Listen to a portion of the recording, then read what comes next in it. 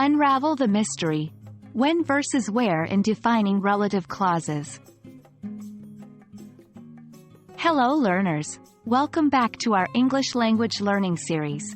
Today, we're going to focus on an important aspect of intermediate grammar, the defining relative clauses. Specifically, we will dive into one of the most common mistakes English learners make: confusing when with where. This video will help you understand the proper usage of these words in your sentences and conversations. Let's get started. Let's begin by understanding the basic usage of when and where. When is used to indicate time, while where indicates place. For instance, consider these sentences. 1. I remember the day when I first met you. 2. This is the place where we had our first date. In sentence 1, when is used to relate to the time, the day. In sentence 2, where refers to the place, a location. It is important to use the correct word for the right context. One common mistake is to use where instead of when, and vice versa.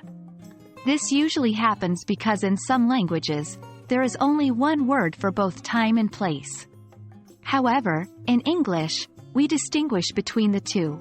Incorrect example: I remember the day where I first met you.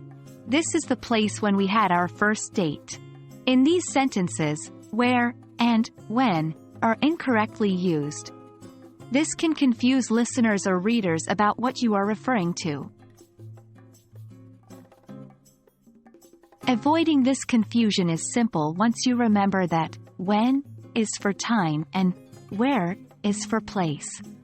Here are correct examples. I remember the day when I first met you. This is the place where we had our first date.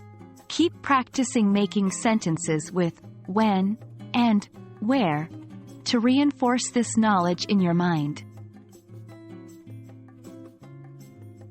Thank you for joining us today in this lesson about defining relative clauses. Hopefully, you now have a better understanding of when to use when and where in your sentences. Remember, when is for time and where is for place. Keep practicing and continue making progress in your English language journey. We look forward to seeing you in our next lesson.